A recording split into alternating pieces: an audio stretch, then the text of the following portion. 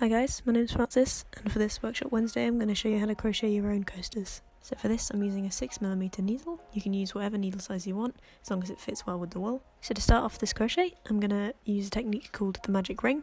You'll need to hold the end of your yarn in between your thumb and your index finger, then pull it around between your middle and ring finger just above the knuckle, then pull it behind your middle and ring finger, heading towards your thumb. Then grab the wool and again thread it in between your ring and middle finger, but this time below the knuckle. This should now create an X across the front of your first two fingers. Once you're happy with your wool X being nice and even, you can grab your crochet needle and thread it under the first bit of wool on your middle finger. Then push the needle over the second strand of wool on your middle finger. Making sure the hook part of the needle is facing down, you pull the second strand under the first strand.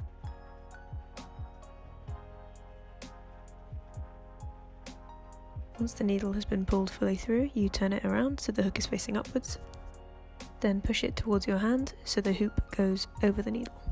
Then, squeezing the knot you've made under your needle, slowly pull it off your fingers. The knot you've just made won't be particularly sturdy, so make sure that you pull taut all the threads you have so the knot is flush against the needle. So before we do the first stitch, you want to make sure your loose thread is pulled down and is in line with the circle. Then, holding onto your knot, you turn the hook towards you, pull the wool behind, then over the needle and down so it catches on the hook. Then grab the first knot with your other hand, then pull the wool through the first hoop you've made, making sure you don't catch the hook on the hoop on the way through. Pull down on the thread you're using to make everything nice and tight. Now hold the loose thread in the circle between your thumb and your finger.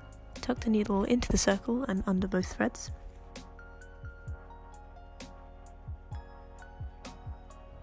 Then take the thread you're using and thread it behind the needle and over to catch on the hook again. Then tuck the needle back through the circle under the two threads. This is again going to be quite a loose knot, so make sure you hold it with your fingers. Hook the wool over your needle again and pull it through the two hoops you've just made.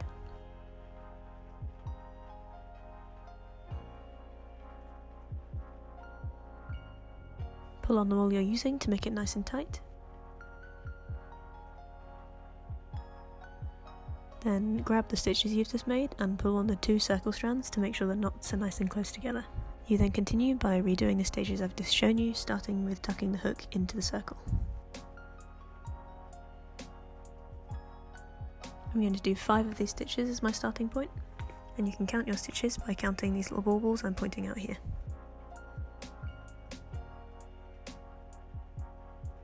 So now you've got your first row of stitches, you want to bring in the circle.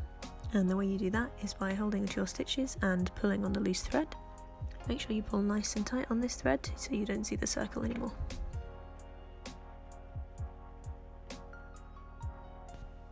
So now to start on the next row. Find the outside hoop of the first stitch you did on your last row.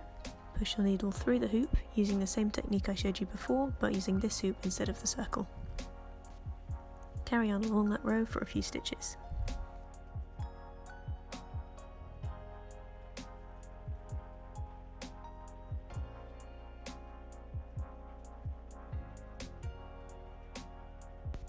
The stitch I'm going to show you next is how to add a stitch to your row. The stitch technique uses exactly the same, except instead of putting your needle through the next hoop in the row, you put it back through the one you've just done it through. You'll want to intersperse these stitches with your normal stitches. I usually do about 1 in 3. This will make your crochet stay flat rather than cone upwards.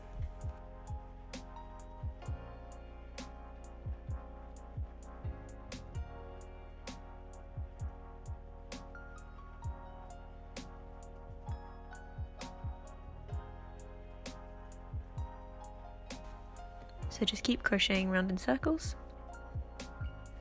You might find that it starts to curl like this. This means that you're not adding enough stitches. At this point it doesn't really matter very much, you can just continue and make sure that you add more stitches as you go. If this is still happening when your coaster's bigger, just pull on the thread that you're using and it should come unravelled and you can start again. You can just unravel until the coaster starts looking flatter again and then start from there. You'll be able to tell if you're adding too many stitches if the outer part of your coaster starts looking very wavy, and you can just do the same thing and unravel. You can see what size you want your coaster as you go. You just lay it flat and lay a cup on top of it just to see if the outer edges are sticking out. So once I feel like my coaster's big enough, I like to do a different stitch just to finish it off. You don't have to do this with me if you don't want to, you can just skip to the tying off part.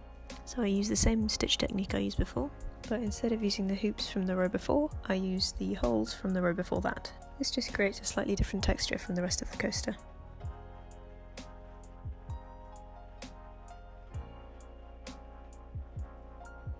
Once I've done a full circle of those stitches, I'm ready to tie off. The way I do that is by cutting the length of wool that I've been using, just enough so I can make the knot.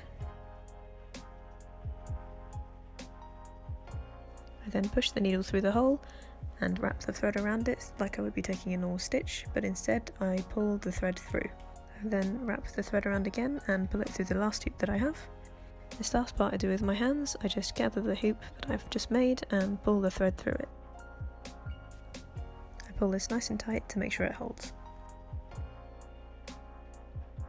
I then cut off the excess bits of wool. Don't worry if your coaster is a little bit mottled, that's fine, it gets flattened out. You can flatten your coaster by leaving it under some heavy books for about a week, or if you don't want to wait that long, it will get flattened out through use. You can make these with any colour you want, and you can also incorporate different crochet techniques, making lots of different patterns. Hope you enjoyed this video, and thanks for joining in on Workshop Wednesdays.